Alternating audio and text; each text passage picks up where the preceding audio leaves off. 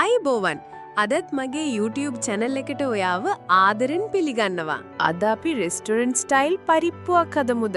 අපේ අයට බත් එක්ක තියෙන්න ඕනේ කෑමක්නේ පරිප්පු කියන්නේ ඉතින්. එන්නකෝ අපි මුලින්ම අවශ්‍ය ද්‍රව්‍ය ටික කපාගෙන ඉමු. මම මුලින්ම ලුණු ගෙඩියක් කපා ගන්නවා.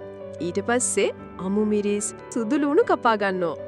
ඊට පස්සේ ඒ ටික පැත්තකින් තියලා මම වාජනයක් අරගෙන ඒකට පරිප්පු කප් දෙකක් දාගෙන පරිප්පු ටික හොඳට හොදගෙන මම පෙන්නනවා වගේ ඇඟිල්ලේ පළවෙනි පුරුකට වෙනකන් වතුර තියාගෙන 3-5 තේ හැඳි එකක් එකතු කරගෙන ලිපේ තියා ගන්නවා.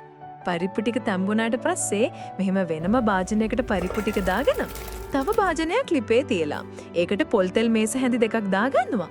ඊට පස්සේ ඒකට මම උම්බල කඩ තේ හැඳි එකයි, රම්පේ, කරදමුංගු එකයි, කරාබු නැටි දෙකයි, අප තේ හැඳි එකයි දාගන්නවා. ඊට පස්සේ කපාගත්ත දේවල් ටිකක් දාගෙන හොඳට තෙලේ බැද ගන්නවා. මේ ටික හොඳට බැදීගෙන ඉද්දි අපි පරිප්පු ටික දාගමු. ඒකට කහ තේ හැඳි භාගයයි, ලුණු තේ හැඳි එකයි දාලා වතුර කප් භාගයක් දාලා හොඳට කලවම් කරගමු. දැන් ඉතින් අපේ පරිප්පු කරිය හිදනකම් බලන් ඉන්න තමයි ඉතින් තියෙන්නේ. පරිප්පු කරිය ඉදුණට පස්සේ මන් ලිපෙන් බා ගන්නවා.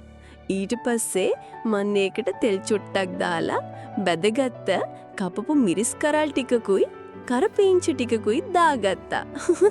ඔන්න ඉතින් අපේ පරිප්පු කරිය හදාගෙන ඉවරයි. අපි රසත් බලමු නේද? ඔයාට මේ වගේ තවත් රෙසිපි වීඩියෝස් ආපු ගමන් දෙන්න මගේ YouTube channel එක subscribe කරලා තියාගන්නත් අමතක කරන්න එපා.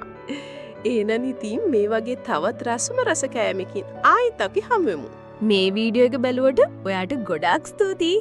බයි.